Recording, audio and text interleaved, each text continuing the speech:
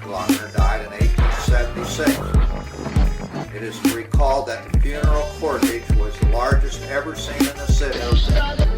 This is the Local Legends Podcast. We're live on the Local Legends Podcast. I'm Connor Sherman, brand manager here at Glockner Enterprises, and I'm joined today for the first time by my co-host, Nick Dengel. Nick, thanks for kicking things off with me, man. Connor, I'm real excited to be here with you this morning. Been looking forward to this, so I'm ready for the Local Legends Podcast to be world-renowned. Oh, me too, man. Episode 1. For those of you that don't know what you've been doing here at Glockner for the past, how many years? 14 years. 14 years? Okay, you are I am the general manager here at Glockner Chevrolet. Was promoted to used car manager, and then about 3 years ago, they promoted me to general manager of Glockner Chevrolet.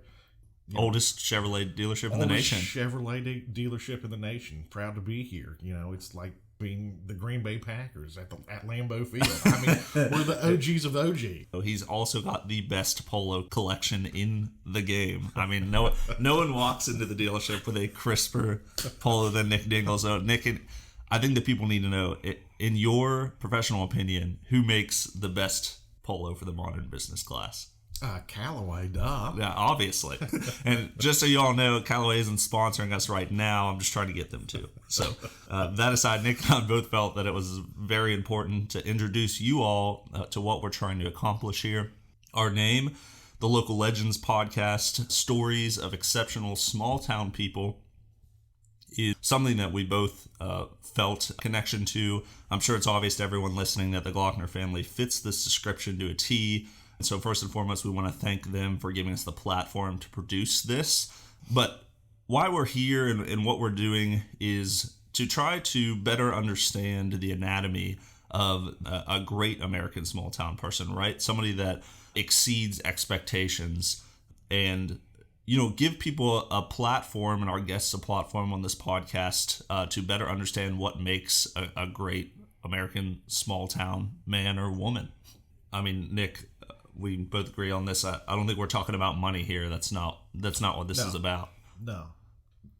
Talking about a legacy, the footprints that you're leaving for everyone to see what you've done and, create and carry on a tradition.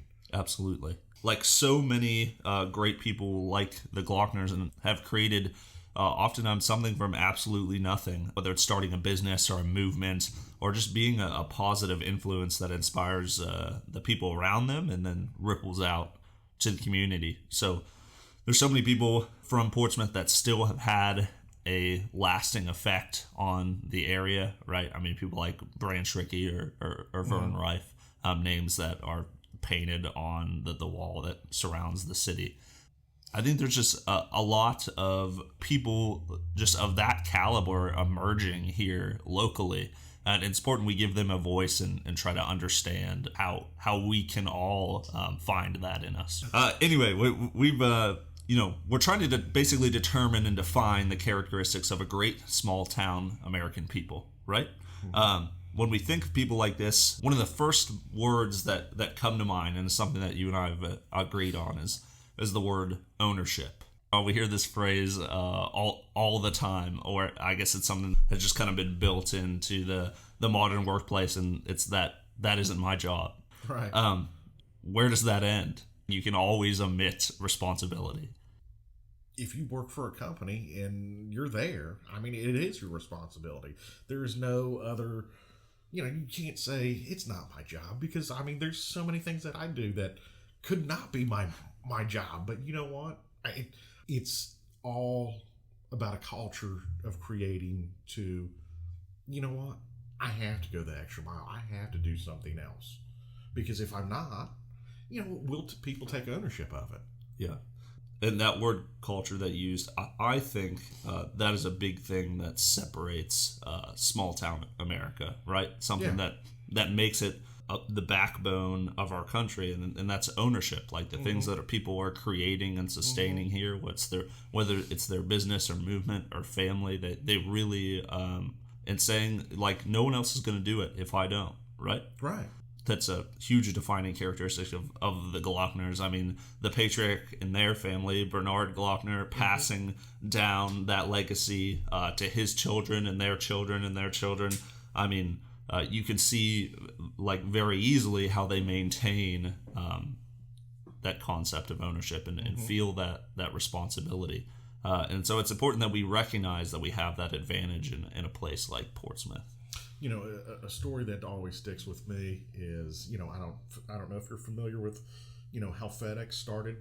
I can't remember how many planes that they had, but, you know, they weren't doing very well.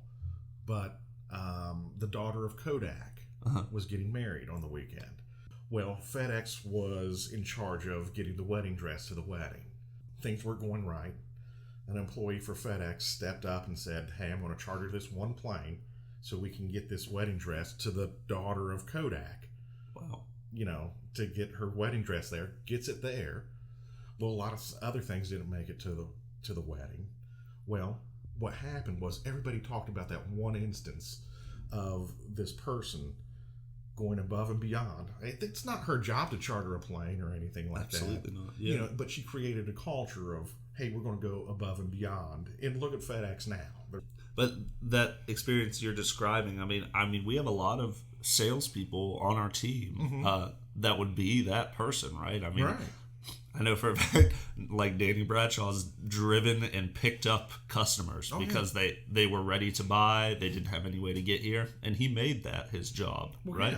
Yeah. And you know, car salesmen rather get a lot of flack, but there are fantastic people in our organization. There are.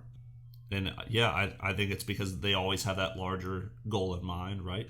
An example yesterday, it was another salesperson, Dylan Reeder. You know, customer came in, purchased a car, and was like, well, I don't have a way to get home. I have 2 cars here. And then Dylan's like, well, I'll take you home. It's just a 10-minute car ride. And the customer's just kind of like, you're willing to drive my car home for me? And Dylan's like, I'll get somebody else to follow me so they can pick me up, and you know, you don't have to drive me back. And the customer was like, no, I want to drive you back. You know, because he knew that he was going over and beyond that.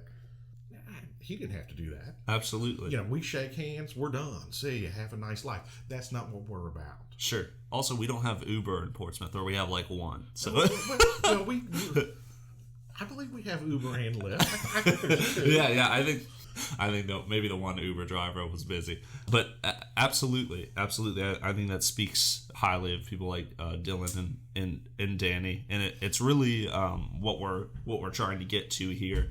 Here's something else I wanted to ask you, Nick. You are the main operator here at Glockner Chevrolet. You wear a lot of hats. You work a lot of hours.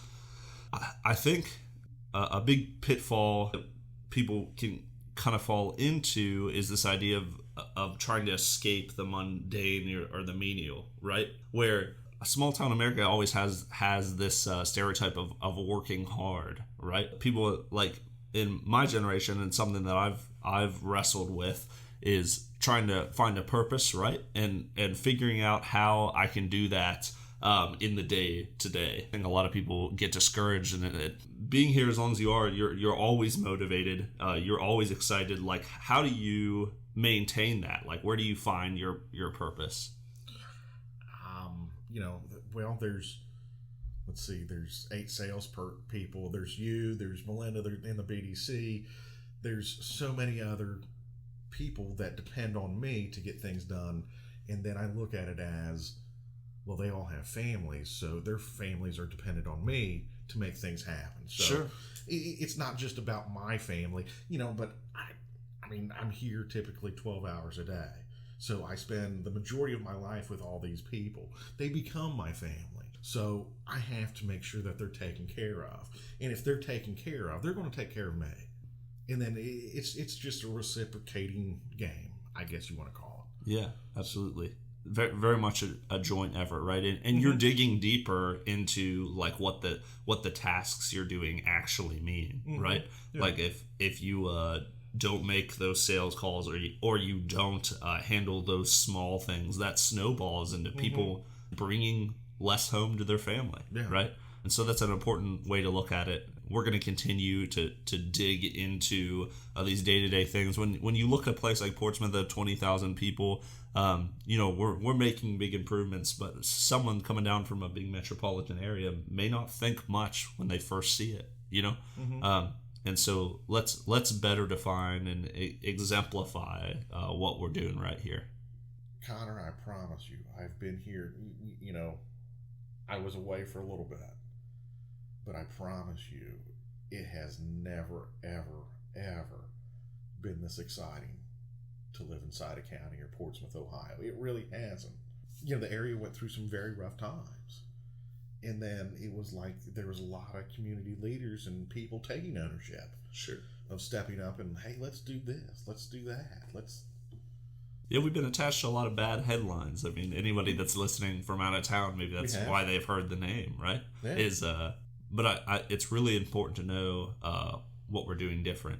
Mm-hmm. Yeah. It is, and I'm looking forward to talking to all the local legends on this podcast, and I'm mostly looking forward to the Callaway sponsorship. Yeah, the Callaway sponsor. That this is the end goal, everyone. This is the end goal. Thanks for sitting here with me, Nick. I appreciate your time, man. Connor, thank you.